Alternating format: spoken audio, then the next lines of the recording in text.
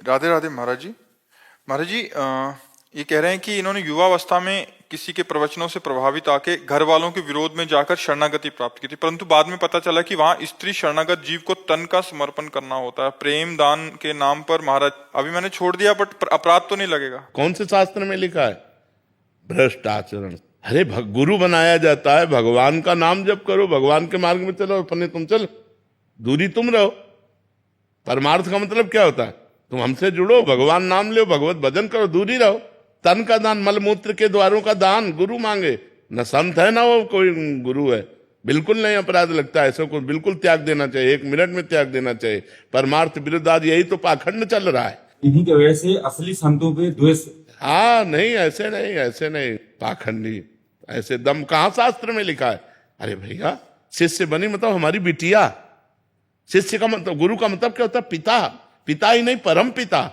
हमारे तुम बच्चे हो, तुम अपने मार्ग में चलो, तुम अपने मार्ग में चलो। तुम्हें मार्ग बताने के लिए, गंदे गंदे संबंधों को मिटाने के लिए तो गुरु बने, काम क्रोध पर विजय प्राप्त कराने के लिए तो गुरु बने। ऐसा कौन सा शास्त्र कहता है? ऐसा कौन सा समर्पण कहता है? ऐसा कौन सा गुरु मार्ग कहता है? हमें बताओ आकर के। मनमानी आचरण, ऐसे पाखंडियों से दूर रहना चाहिए। शरीर समर्पण का मतलब समझ लो, पहले समझ लो। तन मन धन प्राण सब समर्पित करने के लिए गुरु के लिए कहा गया है। कहा गया है कि जो तन है उसके समर्पण का मतलब आज से हम गुरु की आज्ञा के अनुसार क्रिया करेंगे, शरीर से हम मनमानी पापाचरण नहीं करेंगे। तन समर्पण है। तन समर्पण का मतलब है कि आज से हमारे शरीर से वही कर्म होगा जो शास्त्र आज्ञा करता है, गुरु आज्ञा करता है। ये तन समर्पण है। मन समर्पण है कि मन से मैं वही सोचूंगा अब जो गुरुदेव ने बताया है।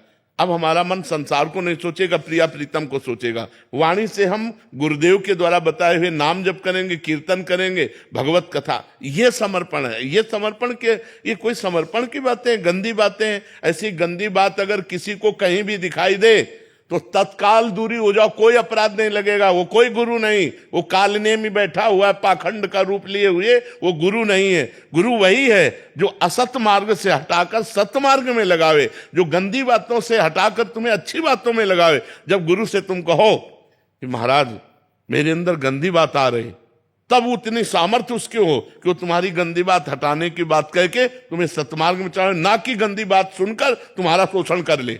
वो गुरु नहीं, वो पाखंडी है, वो नाटकी है, वो मायावी है। ऐसे लोगों से दूर रहना चाहिए। ऐसा सतमार्ग नहीं होता। महाराज जी, गुरु सही हो और शिष्य कोई विद्रोह करे तो गुरु का कोई फर्क नहीं पड़ सकता। उस शिष्य का विरोध महाराज जी हम सांसारिक लोग कर सकते हैं, जो शिष्य गुरु का विरोध करते अपने आप वो बुझ जाएंगे, विरोध करने की जरूरत ही नहीं होती। आकाश में कोई थूक कर गंदा करना चाहे, मुंह अपना करेगा? बिल्कुल नहीं। देखो, संतों की निंदा लोग करते हैं, बड़े बड़े संतों की निंदा होती, वो निंदा करके अपना नाश कर लेते। संतों को कुछ होता है क्या? तो फिर हमें इस बातों पर नहीं डरना चाहिए। विरोध करने की जरूरत है। वो जो कर रहा है वही उसको नष्ट कर देगा। वो जो निंदा कर रहा है, वो कर्म ही ऐसा कर रहा है, वो स्वयं नष्ट हो जाएगा। देखो, सच्चाई में एक तुमको बात बताए, छाती में एक बल होता है। छाती में एक बल होता है। अगर हम गलत है ना तो फिर हमें डर लग जाएगा। अगर सच्चाई है तो कोई भी। देखो, गलती किसी से भी हो सकती है। गलती होना, हम इस बात में क्यों नाराज हुए? ये गलती नहीं है, ये गलत आचरणों का प्रचार प्रसार है।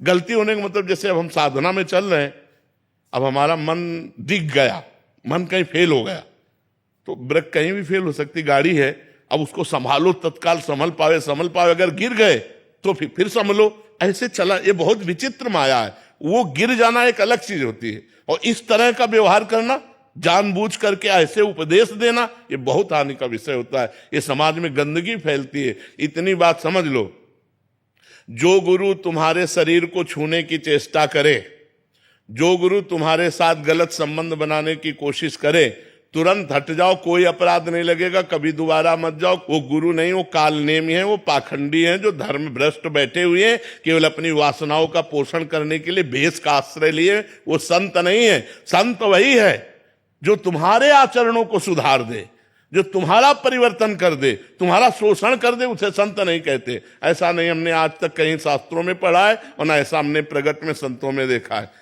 ऐसे माताएं बहनें बहू बेटियां सब जाती हैं तो बिल्कुल संत भगवान की तरह होते। कहीं भी किसी भी बहू बेटी के पास बैठे तो कभी संशय थोड़ी होता था। नहीं, ऐसे कभी आचरण नहीं सुने गए। ये सब नए नए जो अपनी वासनाओं की पूर्ति के लिए भेष बना लेते हैं पाखंड में, वही लोग ऐसा करते हैं। सच्चे मार्ग का पथिक संत ते होए न कारज हानि, भूल न दे कुमारग पाऊं, संतों के लिए लिखा है। ऊसर बरसई तृण नहीं जामा, संत हृदय जिम उपज न कामा। सच्चे गुरु की और सच्चे संत की पहचान क्या है महाराज? जिनके पास जाने से भगवान का स्मरण होने लगे और सब आचरणों में सुधार होने लगे, बिना किसी प्रयास के सब आचरणों में सुधार होने लगे, सच्चे संत की ये पहचान है। बिना किसी प्रयास के अनायास आप गंदे आचरणों को छोड़ते चले जा रहे हैं और आप उनके प्रभाव से बढ़ते चले जा रहे हैं अध्यात्म में। ये संतों का प्रभाव होता है, तभी संतों को भगवान से भी अधिक कर माना गया है। मोरे मन प्रभु अस विश्वासा, राम ते अधिक राम करदास। बाहरी किन्हीं लक्षणों से नहीं पहचान सकते? बाहरी लक्षणों से तो नहीं पहचाना जा सकता, क्योंकि बाहरी लक्षणों में नौटंकी नाटक में भी 2 घंटे के लिए जो साधु बनता है तो बहुत सावधानी से बनता है, पूरी सेफ्टी वैसे दिखाता है। तो अगर हम बाहरी संत का नाटक दिखाना चाहते तो बड़ी सेफ्टी से दिखाएंगे। संत की स्थिति होती है अंदर की, उसका बाहरी प्रभाव यही होता है कि उनका सुनने से, उनका दर्शन करने से, उनका संग करने से हमें गंदे आचरणों से ग्लानि होने लगे, भगवान से प्रेम बढ़ने लगे, गंदे आचरण त्याग होने लगे, अच्छे आचरण स्वीकार करने लगे। यही संतों का बाहरी परिचय। अंदर की स्थिति तो जब तक आप संत नहीं बनेंगे तब तक नहीं जान सकते, क्योंकि संत का नाटक तो नौटंकी नाटकों में, फिल्मों में भी लोग कर लेते हैं।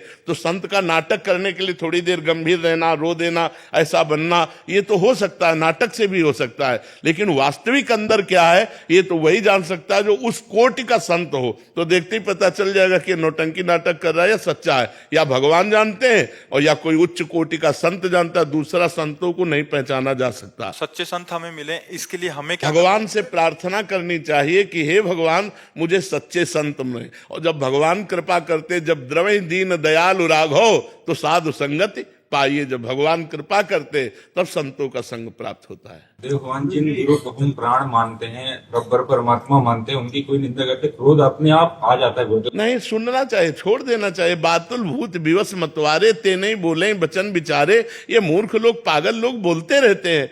देखो, संत की बाहरी बातों की ही प्रशंसा और निंदा होती है, आंतरिक स्थिति को तो कोई जान नहीं सकता। बाहरी बातों में जैसे बहुत भीड़ लग रही, अरे वो तो इतनी गाड़ी में चलते हैं, अरे इससे ज्यादा और क्या निंदा हो सकती है?